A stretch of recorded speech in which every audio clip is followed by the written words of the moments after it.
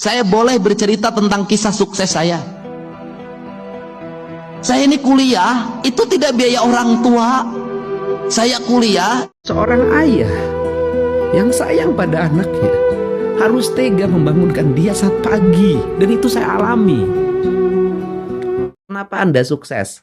Karena saya waktu disunat sama ibu saya bertarung sama ibu saya. Kang Deddy, kita lanjutkan. Menarik karena perjalanan hidup Anda tadi mahasiswa, jualan, nggak malu ya, mencari tambahan. Bahkan saya dengar Anda nggak... Jauh sebelum menjadi orang nomor 1 di Jawa Barat, Kang Deddy memiliki kisah masa lalu yang penuh dengan pilu. Ia terlahir dari keluarga sederhana, ingin merubah. Tahun 2005, di tengah hiruk-pikuk politik nasional, Presiden RI keempat, KH Abdurrahman Wahid atau Gus Dur, pernah mengatakan, Jadi Anda pernah jadi tukang ojek? Ya, Di daerah mana itu? di Kampung Sukadaya, Desa Sukasari, Subang. Berapa penghasilan tukang ojek? Jarang kita melihat seorang pemimpin marah sambil menangis, tapi itulah yang terjadi saat Kang Deddy Mulyadi bertemu dengan seorang wanita muda yang menjual diri demi bertahan hidup. Bayangin ya, biasanya pemerintah tuh ngabisin 50 miliar cuma buat iklan di TV, koran, radio. Tapi pas Kang Deddy muncul, Hari ini banyak yang membicarakan tentang penghasilan Gubernur Jawa Barat. Tunjangannya mencapai 33 miliar. Inilah agama Deddy Mulyadi sebenarnya. Dan saya katakan kan, aduh, Deddy Mulyadi itu Sunda Wiwitan loh. Saya bilang, saya kan udah wawancara dari dulu. Saya ini dari sisi etik. Hari ini ramai. Banyak pihak yang membicarakan bahwa saya adalah... Hai guys, jumpa lagi dengan saya Hadi Purwanto guys. Kali ini kita akan membahas tentang sejarah biografi dari Kang Deddy ya guys ya. Bagaimanakah perjalanan karirnya Kang Deddy ini mulai dari nol guys, sampai beliau ini menjadi tokoh besar yang hari ini kita kenal sebagai Gubernur Jawa Timur guys, yang begitu dicintai oleh banyak warga dan rakyatnya guys. Bagaimanakah perjalanan Kang Deddy ini untuk mengawali karirnya atau perjalanan Kang Deddy ini ketika beliau di titik terendah guys ya, di titik nol guys. Mari kita simak guys, let's go guys. Kemudian saya pandai menulis.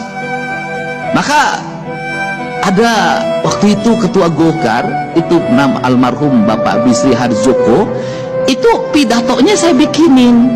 Lumayan, itu satu teks pidato 5.000. Saya itu dapat semalam 3 jenis pidato 15.000. Rajin. Setelah itu saya harus nyusun skripsi. Gimana caranya nyusun skripsi? Saya penelitian gratis. Maka saya melamar menjadi tenaga kontrak PT Indo Barat Rayon. Lumayan, dapat gaji sebulan 200.000 sambil penelitian. Orang perusahaannya nggak ngerti saya penelitian. Saya penelitian Pak. Setelah setahun penelitian, maka saya bisa ikut skripsi. Duit menang, skripsi anggus. Selesai itu apa yang saya lakukan? Menjadi penghubung beras antara pabrik dan yang punya heuleran.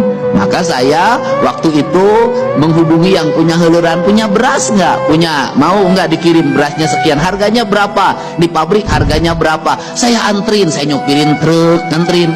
Jadi perjalanannya panjang. Dan tidak lupa puasa Senin Kemis, jangan pernah berhenti. Dan jangan lupa juga orang tuanya harus ikut mendoakan. Tidak ada keberhasilan tanpa langkah awal. Tidak ada yang ujug-ujug jadi direktur, tidak ada yang ujug-ujug menjadi gubernur. Bertahap saya jadi anggota DPRD, ketua komisi E, jadi wakil bupati, jadi bupati 2 periode, jadi anggota DPR RI, nyalon wakil gubernur mah teu kapilih. Jadi sampai hari ini guys, Kang Deddy itu rutin melakukan puasa Senin Kamis guys ya. Nah ini mungkin salah satu yang harus kita tiru guys dari Kang Seorang Deddy ini ayah guys, yang sayang pada anaknya harus tega membangunkan dia saat pagi. Dan itu saya alami. Saya ini hasil dibangunkan pagi-pagi oleh ayah saya. Ayah saya harus harus tega melihat anaknya menghabiskan waktu masa kecilnya hanya untuk mengembala sepulang sekolah. Ayah saya harus tega, saya mikul kayu bakar 5 km dari hutan ke rumah. Untuk apa? Untuk agar saya bisa bersekolah. Nah, pengalaman saya itu, andai kata waktu itu orang tua saya mengikutin saya, pengen sepeda-sepedahan, SMP pengen naik motor, SMA pengen naik motor, pengen nonton kayak orang, pengen keliling ke sana kemari kayak orang, mungkin saya tidak seperti ini. Tapi karena bapak saya tegas, saya bisa seperti hari ini.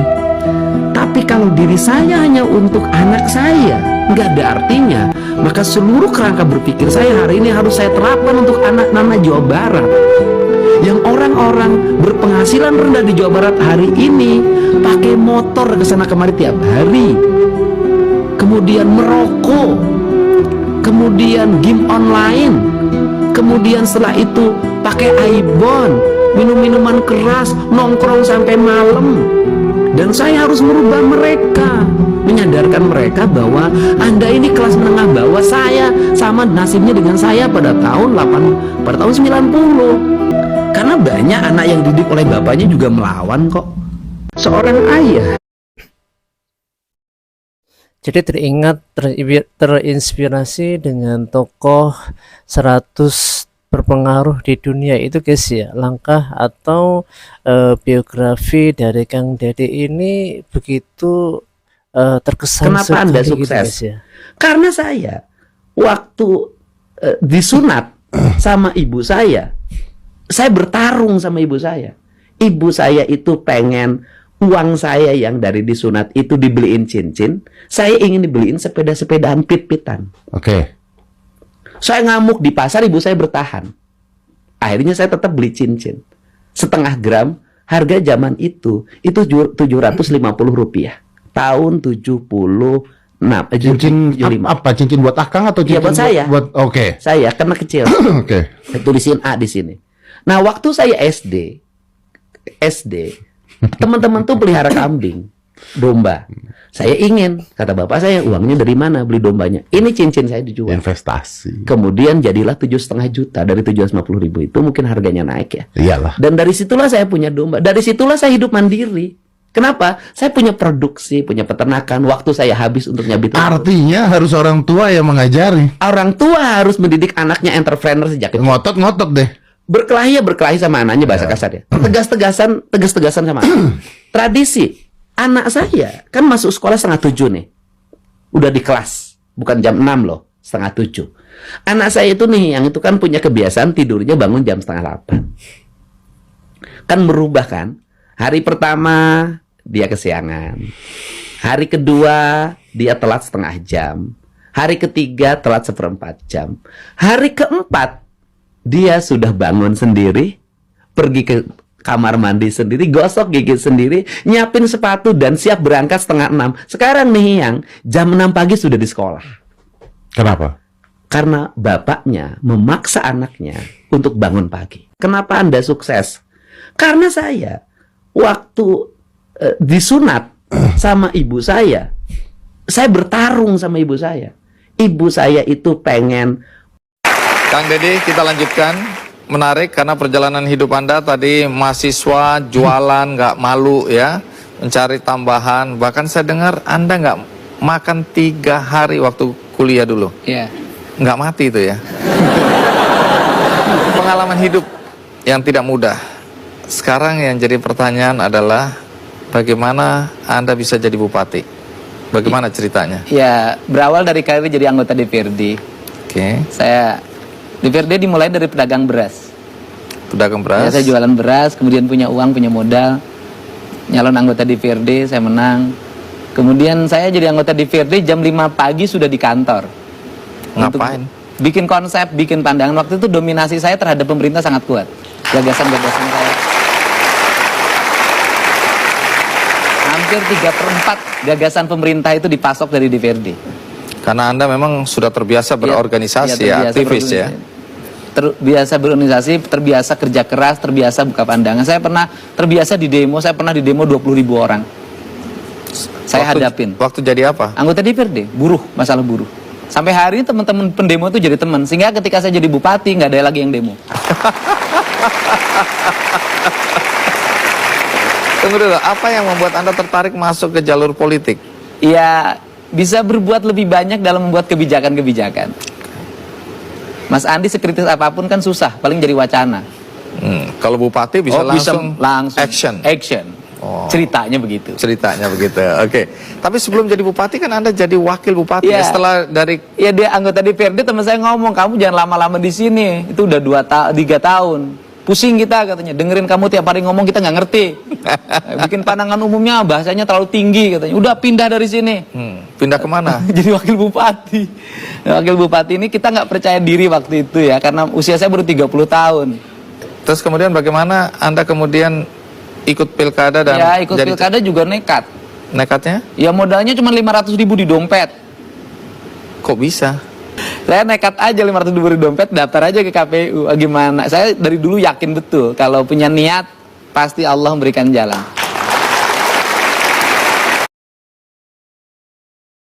Poin guys ya, niat. Jadi yang menarik di season ini adalah niat begitu penting gitu guys. Jadi waktu ikut pilkada sebagai calon bupati, ya melawan bupati. Tahun berapa? 2008. Hasilnya? Menang. Prosentasenya? Hampir 40%. Itu tahun 2008 ya. Sampai 2013. Terus kemudian sekarang periode kedua. Anda menang lagi. Menang lagi. Prosentasenya? 67%.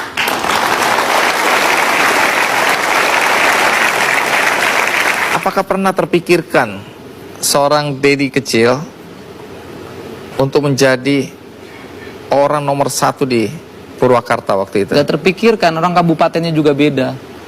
Saya pernah pengalaman yang unik. Waktu SMA, saya senang pakai baju putih-putih. Nah, kakek saya kan meninggal.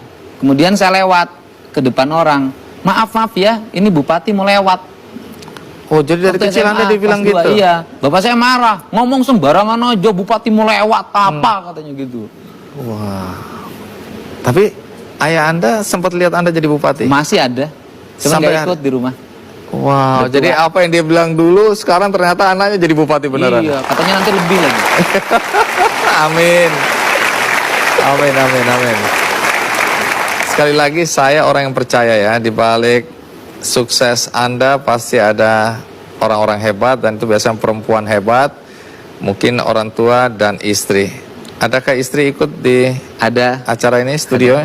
Ada. Bolehkah berdiri yang merasa istri?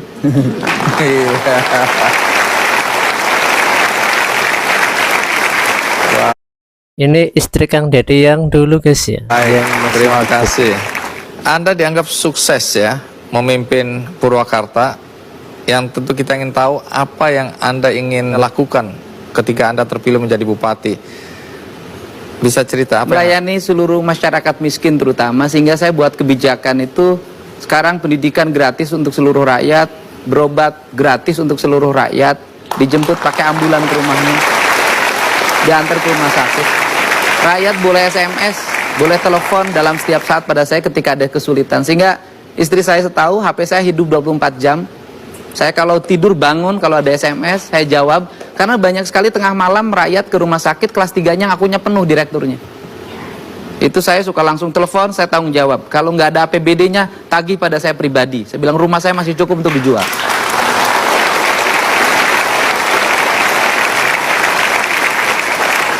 Apa yang membuat luar biasa sekali guys ya, karakter dari Kang Dedi ini guys. Demi rakyat beliau mau mengorbankan Anda bisa menjadi semuanya, bupati dan kemudian bahkan terpilih untuk kedua kalinya. Iya, istri saya tahu betul persoalan ini. Di hati saya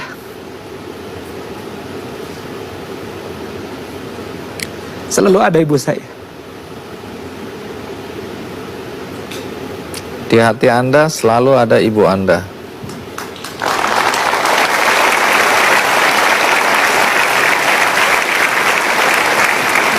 Kenapa Anda menangis? Apa yang teringat? Keikhlasannya. Tidak pernah mengaku sakit, tidak pernah mengaku susah. Dia selalu tersenyum ketika menghadapi kesulitan. Ibu Anda masih ada? Sudah tidak ada.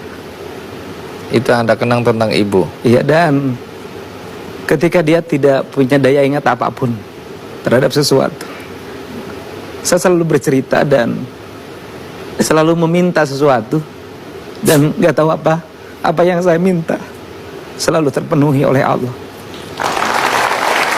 Luar biasa.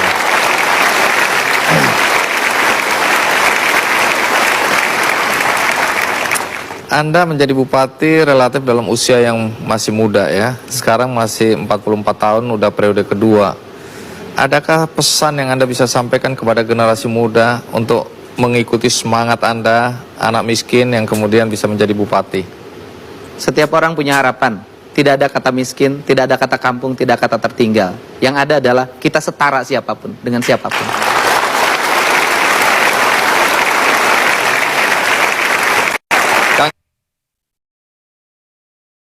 Jadi dibalik kebesaran Kang Dedi dan kesuksesan Kang Dedi ini ada orang-orang yang besar guys, yaitu seorang Jauh iblis. sebelum menjadi orang nomor 1 di Jawa Barat, Kang Dedi memiliki kisah masa lalu yang penuh dengan pilu. Ia terlahir dari keluarga sederhana, ingin merubah nasibnya. KDM kala itu merantau ke Purwakarta dari kampung halamannya di Subang. Ia tinggal bersama kerabatnya di sebuah rumah yang hanya memiliki 1 buah kasur. Terpaksa KDM harus tidur di lantai beralaskan kain sobek selama 1 tahun. Bahkan KDM tak tidur dengan 1 bantal pun, hari demi hari. Kala itu KDM merasakan ketidaknyamanan saat tidur, dan lebih memilih bermalam di masjid terdekat, Masjid At-Taqwa Sindang Kasih. Kala ia berkuliah, ia aktif sebagai Ketua Himpunan Mahasiswa Islam, HMI, Purwakarta. Ia juga kerap menginap di sekretariat organisasi tersebut. Untuk mengganjal perut, ia suka membeli mie instan di tukang mie dekat sekretariat itu. Dedi bahkan tak jarang harus berutang ke sang penjual mie. Dedi tak tahan menanggung malu akibat harus berutang, dan akhirnya memilih untuk tak makan selama berhari-hari. Ia hanya melepas dahaganya dengan minum air keran. Dari kisah KDM ini, kita bisa mengambil hikmah yang sangat berharga. Ada pepatah mengatakan, jika kita sudah sukses, jangan selalu melihat ke atas, tapi lihatlah ke bawah. Dulu hidup susah, sekarang jadi pemimpin. Dedi Mulyadi lahir di Subang dari keluarga sederhana. Ayahnya seorang pensiunan tentara yang sakit di usia muda. Ibunya harus banting tulang demi menghidupi 9 anak. Makanan mewah bagi Dedi kecil, ikan asin di awal bulan. Setelah tanggal 5, lauknya cuma nasi, garam, dan bawang. Demi bisa jajan es mambo, Dedi jualan 50 es untuk dapat 5 gratis. Tapi dia tetap nggak makan, malah dijual lagi. Demi beli baju lebaran, Dedi jadi kuli angkut batu bata. 1 batu bata cuma dibayar 1 perak, dan dia harus angkut 10 biji sejauh 5 km. Saking pengen punya domba, ibunya rela jual cincin seharga Rp7.500 buat beli sepasang domba. Dari 2 ekor berkembang jadi 40 ekor, dan itu yang membiayai sekolah. Dedi mau jadi tentara gagal, kuliah di Universitas Padjadjaran juga nggak jadi karena nggak ada biaya. Akhirnya Dedi pindah ke Purwakarta cuma bawa 5 helai baju. Hidup di kontrakan nyaris roboh, tidur di lantai tanpa alas, tapi Dedi tetap semangat. Dia kuliah di STIH Purwakarta sambil jualan gorengan buat bayar uang sekolah. Karena kritis saat aktif di organisasi, Dedi jadi anggota DPRD. Saking kritisnya, dia pernah didemo 20.000 buruh, tapi akhirnya malah berteman dengan mereka. Dedi dipercaya jadi wakil bupati, lalu Bupati Purwakarta 2 periode. Dari anak yang dulu makan nasi pakai garam, ini bisa bantu banyak. Tahun 2005, di tengah hiruk pikuk politik nasional, Presiden RI keempat, KH Abdurrahman Wahid atau Gus Dur, pernah mengatakan sesuatu yang tak banyak diketahui orang. Dalam sebuah obrolan santai bersama para santri di pesantren Tebu Ireng, Gus Dur melontarkan kalimat misterius. Nanti akan ada orang dari Jawa Barat, wajahnya tenang, tapi kalau dia bicara semua orang akan mendengar. Dia bukan jenderal, bukan kiai besar, tapi darah leluhur mengalir di tubuhnya. Banyak yang tak mengerti maksudnya. Tapi 15 tahun kemudian, nama Kang Dedi Mulyadi mulai ramai diperbincangkan. Di daerah Purwakarta, ada seorang juru kunci tua yang tinggal di sebuah rumah panggung tua. Ia dikenal dengan sebutan Mbah Cakra. Suatu malam, ia bermimpi aneh langit di atas gunung Burangrang terbelah, dan dari celahnya keluar sesosok harimau putih besar yang melangkah menuju barat. Dalam mimpinya, harimau itu berkata, "Aku, Prabu, aku tak akan lahir dua kali, tapi akan berjalan dalam darah seorang anak negeri." Dan ia sedang bangkit. Saat Mbah Cakra terbangun, ia gemetar. Ia tahu itu adalah Prabu Siliwangi, leluhur besar tanah Pasundan. Dan siapa yang dimaksud dalam mimpi itu? Hanya beberapa hari kemudian, ia melihat sosok Kang Dedi sedang menyapa warga, mengenakan iket Sunda, berjalan kaki menyusuri kampung, membantu rakyat kecil persis seperti bayangan dalam mimpinya. Beberapa orang di sekitar Kang Dedi mulai merasakan hal-hal aneh. Seseorang mengaku melihat harimau putih mengikuti di belakang Kang Dedi saat beliau naik motor malam-malam ke daerah Gunung Parang. Saya pernah naik motor. Jadi dulunya pernah diramalin sama almarhum Kiai Haji. Jadi Anda pernah jadi tukang ojek? Iya. Di daerah mana itu? Di Kampung Sukadaya, Desa Sukasari, Subang. Berapa penghasilan tukang ojek sehari? 2.000. Jadi kenapa Anda sampai harus jadi tukang ojek? Ya nambahin buat biaya sekolah. Cari rumput, itu Ya. juga untuk pakan ternak? Untuk kambing. Saya kan waktu sejak kelas 1 SD punya kambing. Menarik. Domba lah kalau di Subang. Soal jualan es mambu dan lain-lain itu kenapa ya? Ya es bambu itu kan saya pengen makan es kayak orang. Tapi nggak punya duit. Terus? Ya akhirnya gimana caranya punya bisa makan es. Cita-citanya cuma makan es. Ya ngambillah dari Mang Rojak, tetangga. Oh, masih kenal Mang Rojak ya? Oh masih, Haji Rojak. Terus? Nah kemudian dapat 50 kan satu kali tempatnya itu 50 itu dapat pelingnya 5 lebihnya. Lebihnya itu untuk boleh dimakan. Nah saya malah ketika dagang itu malah nggak makan karena sayang diuangin semuanya.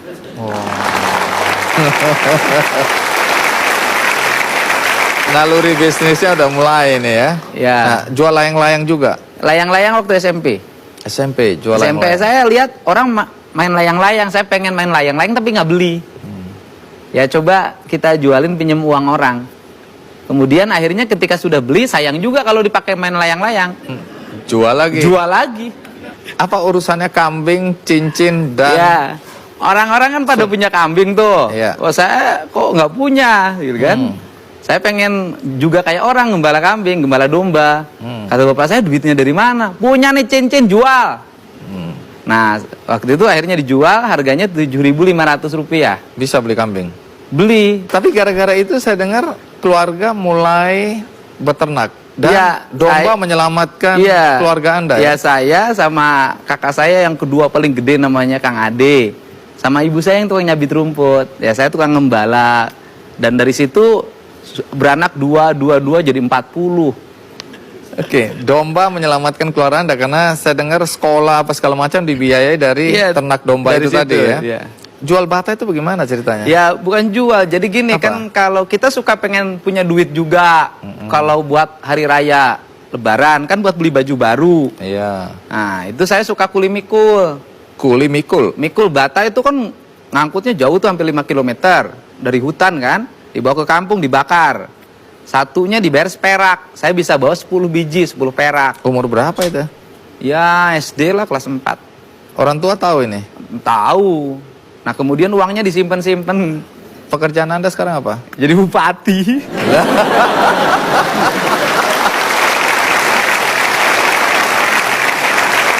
Bupati mana? Purwakarta. Bupati Purwakarta. Bukan cuma satu periode juga, tapi ini periode yang kedua. Kedua. Jadi artinya warga menganggap Anda sukses. Boleh tepuk tangan untuk periode kedua. Menarik karena sebenarnya Anda tadi punya cita-cita jadi tentara. Ya. Nah, kenapa gagalnya nanti kita tanya. Tapi ikuti terus cerita di Kick Andy.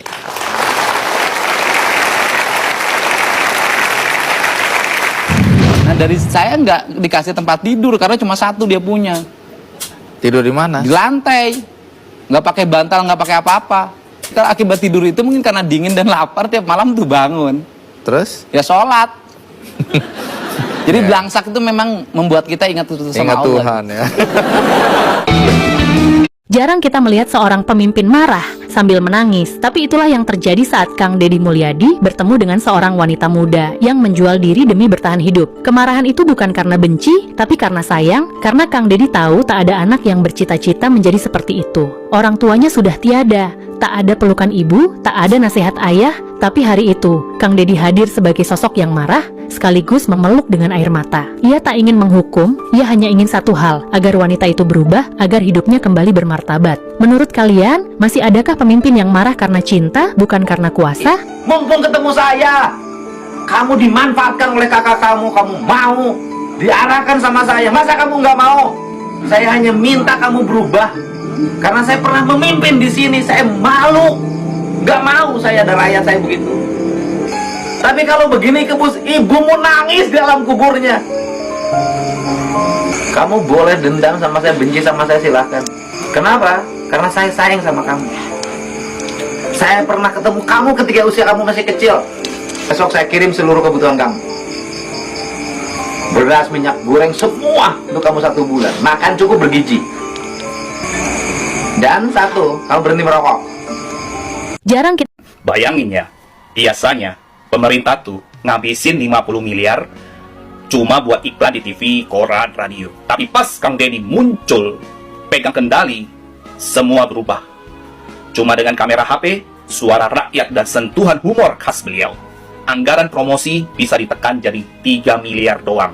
Sisanya 47 miliar langsung dialirkan buat infrastruktur demi kesejahteraan Jawa Barat. Kalau pemimpin lain sibuk pencitraan pakai baliho, Kang Deddy cukup duduk bareng rakyat, ngobrol di warung, nyentil kepala dinas, bahkan kadang cuma kasih wejangan ke emak-emak. Dan viral. Terus tanpa dibayar, rakyat nonton, rakyat terhibur, rakyat terbantu. Sampai-sampai muncul sentilan, ini gubernur apa konten kreator? Tapi Kang Deddy jawab santai, yang suka nggak suka, dua-duanya sahabat saya. Nah loh, di saat orang lain sibuk hidup hedon, Kang Deddy milih jalan kaki masuk lorong-lorong kecil, biar bisa dengar langsung detak jantung rakyat. Itulah konten yang punya nilai, bukan sekadar buat pansos, tapi bawa dampak sosial. Jadi pertanyaannya sekarang, kita masih mau dukung yang sibuk tayang di baliho, tapi minim aksi? Atau mulai bangga dengan pemimpin yang kontennya bukan cuma FYP, tapi bawa perubahan nyata? Kalau kalian juga percaya bahwa konten bisa jadi jalan perubahan, like, komen, kami bersama Kang Deddy, dan share ke timeline kalian, biar makin banyak yang sadar. Pemimpin masa depan itu bukan yang banyak janji, tapi yang kontennya jadi bukti. Hari ini banyak yang membicarakan tentang penghasilan Gubernur Jawa Barat. Tunjangannya mencapai 33 miliar. Saya tegaskan ya bahwa saya sejak awal terbuka menyampaikan, 1 gaji gubernur dan tunjangannya itu sebesar 8,1 juta dalam setiap bulan. 8,1 juta dalam setiap bulan. Setelah itu saya mendapat fasilitas baju dinas. Saya tidak mengambilnya dan mencoretnya anggaran tersebut. Jadi baju dinas Gubernur Jawa Barat itu tidak ada. Bajunya beli sendiri karena saya bukan yatim piatu. Kemudian mobil dinas saya tidak mengambilnya. Kemudian yang berikutnya ada lagi, yaitu anggaran perjalanan dinas. Sebelum saya menjabat, gubernur yang terdahulu anggaran dinasnya per tahun 1,5 miliar. Kemudian setelah saya menjabat, saya turunkan menjadi 750 juta. Dan sekarang di perubahan APBD tahun 2025, anggaran perjalanan dinasnya diturunkan lagi 100 juta. Jadi dalam setahun saya menggunakan anggaran perjalanan dinas itu 100 juta dan sekarang baru habis 74 juta. Jadi sisanya mungkin untuk bulan September, Oktober, November, dan Desember. Nah selanjutnya lagi, ada apa lagi? Ada yang disebut dengan biaya operasional yang diatur dengan peraturan pemerintah, yaitu besarannya 0,15% dari realisasi pendapatan asli daerah. Nah, diperkirakan APBD Provinsi Jawa Barat 15% realisasi pendapatan asli daerah itu sekitar 28 miliar. Dari 28 miliar itu dibagi dua, gubernur dan wakil gubernur. Gubernur 75%, wakil gubernur 25%. Maka jatuhnya yang saya peroleh adalah 21 miliar 600 juta rupiah per tahun. Dan kemudian anggaran itu digunakan untuk apa? Anggaran itu saya gunakan semuanya untuk belanja kepentingan rakyat. Satu, ada orang sakit di rumah sakit, saya bayarin. Ada orang sakit tidak punya biaya operasional selama keluarganya sakit di rumah sakit, biaya angkutannya saya bayarin. Ada sekolah-sekolah yang perlu tambahan untuk ngecat, saya beri. Kemudian ada orang yang rumahnya roboh, saya kasih. Ada jalan-jalan desa yang jelek, saya bantu. Ada jembatan gantung yang roboh, saya bangunkan. Dan berbagai kegiatan sosial lainnya yang dalam setiap waktu saya lakukan. Dan setiap hari juga ada antrian orang yang antri ke Lembur Pakuan. Nah, biaya operasional ini semuanya diperuntukkan untuk kepentingan masyarakat. Tidak saya mengambilnya untuk kepentingan pribadi saya. Nah, selanjutnya, apakah Kang Deddy bersedia biaya operasionalnya dihapus? Saya nyatakan saya bersedia biaya operasional saya dihapus. Tetapi yang menjadi masalah, kalau biaya operasional dihapus, maka nanti masyarakat atau berbagai kalangan yang menemui gubernur, yang meminta bantuan kepada gubernur karena berbagai peristiwa yang dialaminya secara mendadak dan belum teranggarkan di APBD-nya, nanti akan mengalami hambatan. Karena apa? Daya operasional saya mengalami penurunan untuk membantu warga. Nanti saya hanya mengandalkan biaya dari YouTube saja, dan itu akan merugikan banyak pihak. Nanti banyak orang yang tidak tertolong nyawanya karena tidak punya biaya untuk pergi ke rumah sakit. Banyak rumah roboh yang tidak bisa saya bantu dengan cepat. Ketika bencana alam saya tidak bisa dengan cepat memobilisasi kekuatan material untuk menolong banyak orang. Nanti banyak anak-anak yatim yang biaya operasional pergi ke sekolahnya tidak bisa terbantu. Nah, ini saja beratnya. Tetapi secara personality saya nggak ada masalah apapun. Kalau memang itu sebuah keharusan, harus dihapuskan. Nah, tetapi yang akan dirugikan bukan saya dan keluarga. Yang akan dirugikan adalah masyarakat yang semestinya mendapat bantuan, nanti akan mengalami hambatan. Karena apa? Karena berbagai kegiatan yang terjadi di masyarakat, apabila tidak teranggarkan sebelumnya di APBD, tidak bisa dibantu. Inilah agama Deddy Mulyadi sebenarnya. Dan saya katakan kan, aduh, Deddy Mulyadi itu Sunda Wiwitan loh. Saya bilang, saya kan udah wawancara dari dulu. Saya ini dari sisi etika lingkungan gitu, saya adalah pengikut ajaran Sunda Wiwitan, yaitu ajaran yang mengajarkan mata air harus dijaga, pohon harus ditanam, gunung tidak boleh ditambang, gitu kan. Kemudian aliran air harus dialirkan, sampah harus diurus, sawah harus diurus, tidak boleh menggunakan pestisida secara berlebihan, rumah harus julang apa yang harapna ngalir jeung ngidul supaya panan poe asup tiwetan 30. Dah itu ajaran leluhur saya dari sisi lingkungan gitu loh. Etika lingkungan saya adalah pengikut etika Sunda Wiwitan karena saya tinggalnya di Sunda. Ya kan, Ayu Wiwitan teh mimiti. Ya kan, saya mah Sunda asli, Sunda asal, Sunda pribumi, Sunda Wiwitan teh. Lain urban saya mah asli. Ngaranna ge Deddy Mulyadi, bapak urang Salim Ahmad Suryana, aki urang Duki, aki ti Inung ngaranna aki Tanu. Inungna Ibu Karsiti pan asli Sunda. Nah, tetapi dari sisi syar'i gitu kan, agama gitu kan, saya adalah pengikut ajaran Islam, KTP-nya Islam, walaupun saya belum Islam sebagaimana Islamnya para wali, para syuhada, para sahabat. Jauh urang mah belah dieu lah. Lamun anak asup ka surga teh pangtungtungna gitu ge mun ditarima.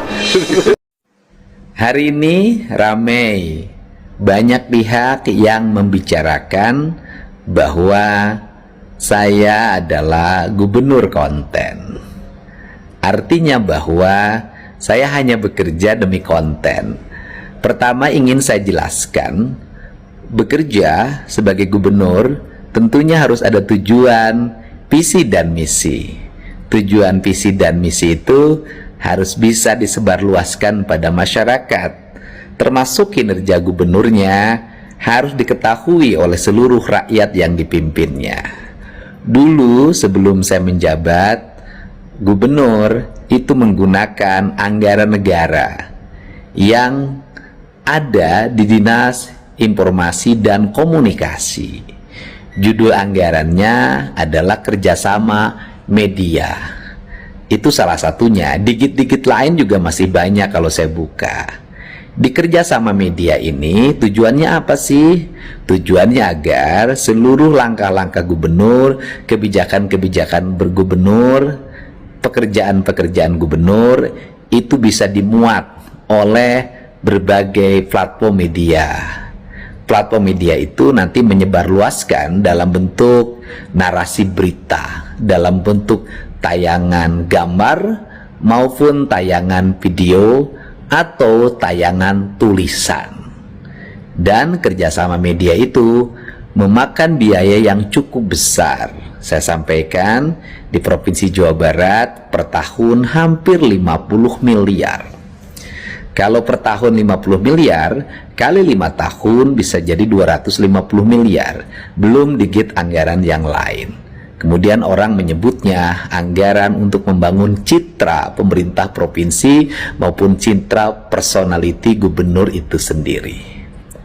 Secara kebetulan saya memiliki media sendiri. Ada YouTube, ada TikTok, ada Instagram. Nah, ketiga media ini saya coba untuk merekam apa yang saya lakukan dan saya sajikan di TikTok, di IG maupun di YouTube.